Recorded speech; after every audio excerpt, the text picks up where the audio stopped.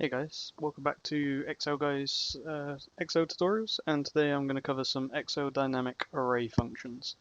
So these are new to the Office 365 edition of Excel, and I'm basically going to jump straight into it and show you what kind of use they can have when it comes to these certain criterias.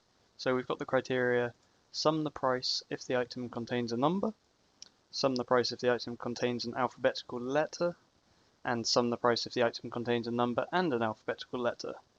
And I've color coded it so you can see which formulas I'm going to adapt in my solution. And then I've got price at the end because I want to see what the sum of the prices are going to be.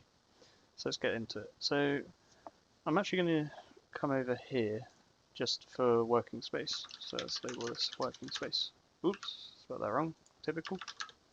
So what we're going to start with is, so we want the item to contain a number, right? So we want to make an array function that gives us all possible numbers. In this case, that is 0 to 9. So you can do this with the row function. So if I just put equals row in, but now I want the first to the 9th, so I want row 1 to 10 minus 1. So that would give me 0 through to 9, because otherwise I'd get 1 to 10, I wouldn't have 9, I wouldn't have 0, and I don't need 10 because that's a mixture of 1 and 0. So this contains all the digits I will ever need. So now I go to the top one, because remember now this is a spill range, so I can't actually edit anything but the initial cell.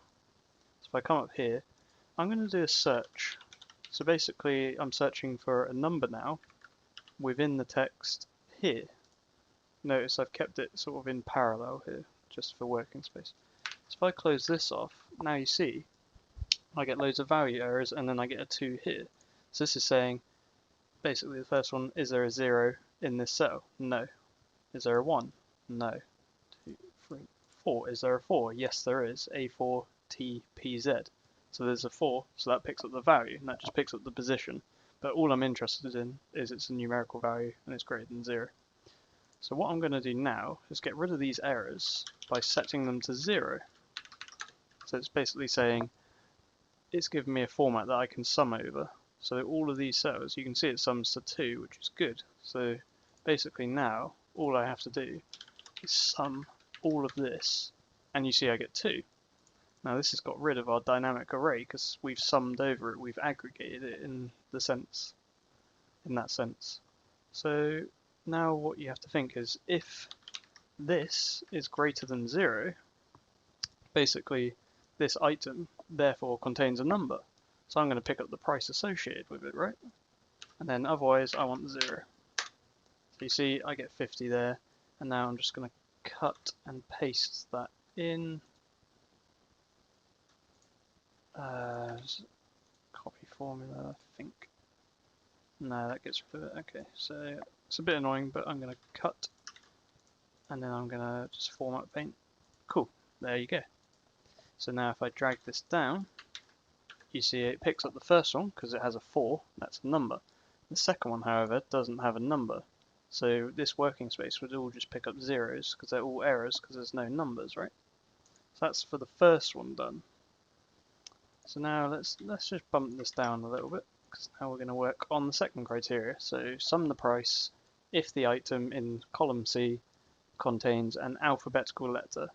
Well, we can see from visually see that the first item in criteria 2 is just numbers, so we'd expect this formula here to basically return nothing. So let's go equals.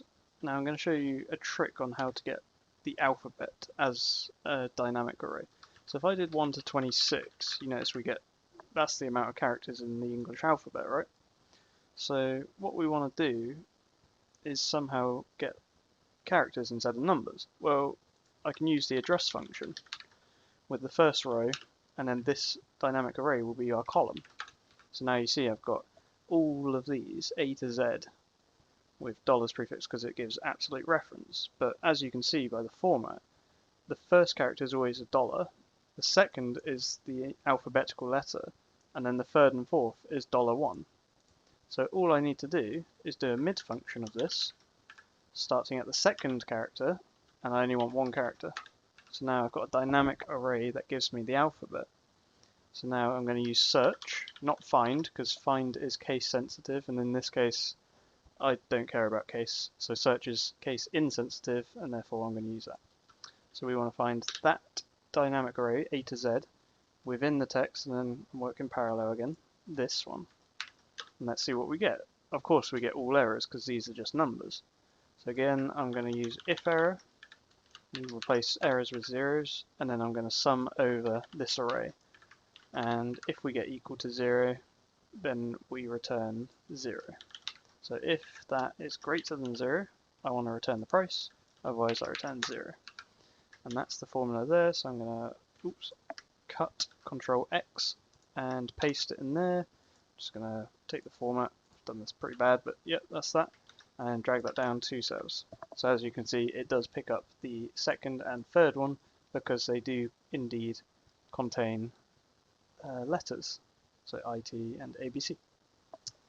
Okay, now for the third and final criteria, we want to sum the price if the item contains a number and an alphabetical letter. So let's see, I'm going to use working space 1 and working space 2. So I press Control R there in cell L7, and that copies the contents from the cell that is adjacent to it. So in this case, K7, and then I just changed the 1 to a 2. So working space 1 is going to be criteria 1, so sum the price if the item contains a number. So again, we're going to do equals array 1 to 10 minus 1. You see we get this. Now we're going to search for this array within this text here. You see, okay, we've got a 0, we've got a 1, 2, 3, and so on. So now we just want to use an if error to capture the errors into zeros, because obviously if we sum a 0 it doesn't matter. And then we sum that, we see we get 22. I'm going to leave it like that for now. Now working space 2, I'm going to do exactly the same with the alphabet again. So we've got the row 1 to 26 to give us the numbers 1 to 26, and then we wanted address 1 with that row, and then just a simple mid starting at 2 and giving it 1 character. Again, we got the alphabet, that's what we wanted. So you see it's quite repetitive in this sense. Now again, we're going to search for the alphabet within the text here, see what we get. We're going to get all errors because it's just a numerical string. But then if error to 0 and a sum over that, so all very, very similar. And now here, I'm actually going to put equals if, and then do the AND statement. If this is greater than 0, and if this is greater than 0, then I'm going to pick up the price here. Otherwise I'm picking up 0. So that's now complete. But now K8 and L8 are formulated here, and I want this all in one cell. I don't want to have multiple cells.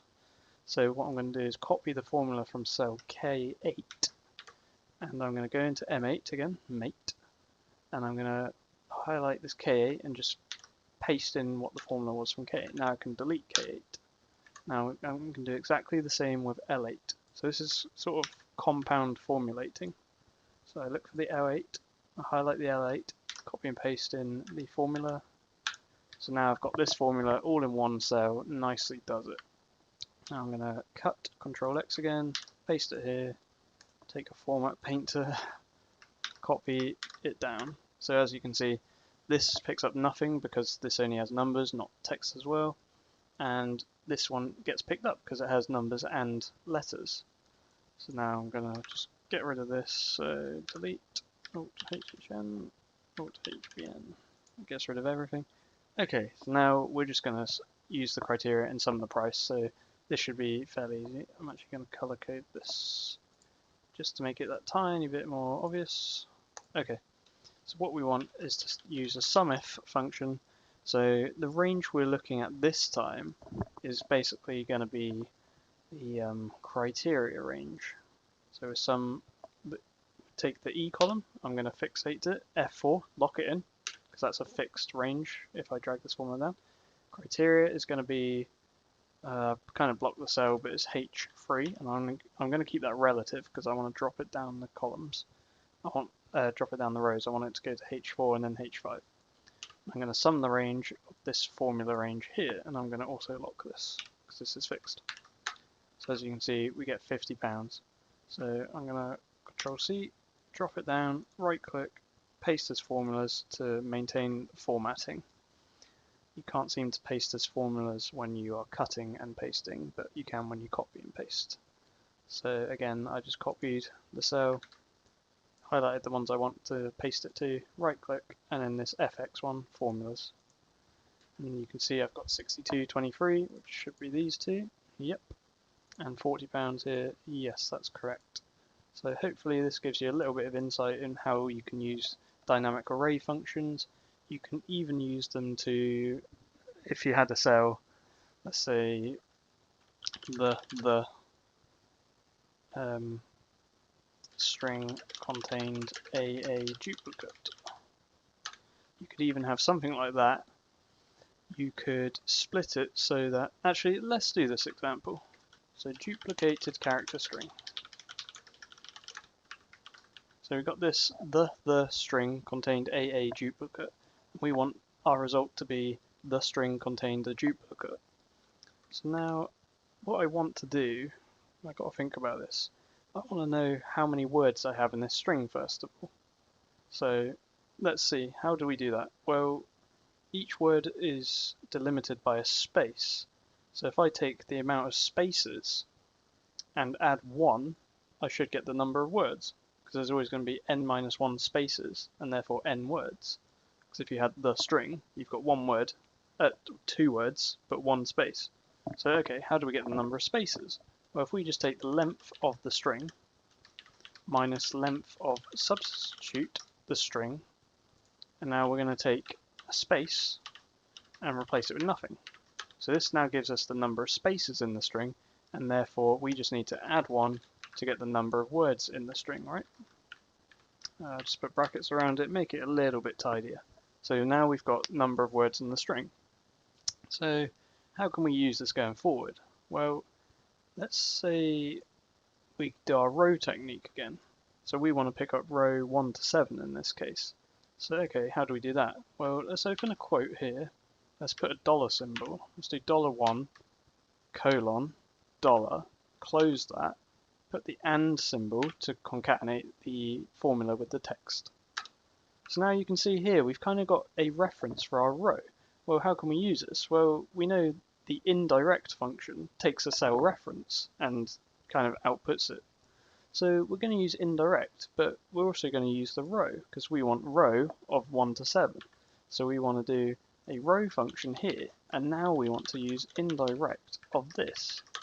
And as you can see, we've now picked up a dynamic range of the amount of words there are in the string. So it's 7 words, and I've picked 1 to 7. Now you think, okay, where am I going with this? Well, what I'm going to do now is I'm going to actually make each number here into this number as a word. So I'm going to pick the first word, the second word, the third word, the fourth word, all the way through to the 7th, which is the last word. So basically I'm going to get the string contained a duplicate. So how am I going to do that, you might ask? Well, I've done it before where you can basically set up a formula that will take the nth word, and basically this is n, these numbers. So I'm going to use substitute. I'm going to take the string in question. I'm going to take a space, because that's our delimiter, replace it with the repetition of spaces, the length of the string amount of times. Now I can't close this just yet because this is our sort of n for our mid function. So now we're going to put a mid function in the start. We're going to come back to this gap here. And now we want to put, this is our n. Remember the formula is n minus 1 times the length of the string plus 1, and then length of the string amount of characters. So now this is going to give sort of a slanted, you'll see it will be like I don't know, like a triangle sort of shape if I enter this. So yeah, that's what I mean. So now all I have to do is trim it because I don't want those excessive spaces. So now you can see I've actually converted this into a dynamic array splitting by each word. Notice the is there twice because it literally says the. and A is there twice because it says AA. So now I can use Excel 365 or Office 365 unique function to get rid of the duplicates. So there we go, we've got the string contained a duplicate. Now how do I get this so that it's not in a dynamic array? I could concatenate it, but if I did that, I'd actually get no spaces in between. Well, I'm going to actually use Office 2019's function, text join. And our delimiter is the space. We're going to ignore empties, and then we'll do this unique, which is our dynamic array. So if I do that, the string contained a duplicate. So that has worked pretty well. Let's test it again. Let's test this string out one more time. Let's test this string out one more time. So you can see it's worked pretty well. The only setback to this is if you had to use the same words more than once genuinely. Like this is obvious, I've put this, so I only want this. So if I actually had the same word twice, but I wanted to keep the same word twice, my formula wouldn't work. So if I had the man was 20 and the woman was 23. If I copy this down, the man was 20 and woman 23, because as soon as it sees that second the, it gets rid of it. And as soon as it sees the second was, it gets rid of it.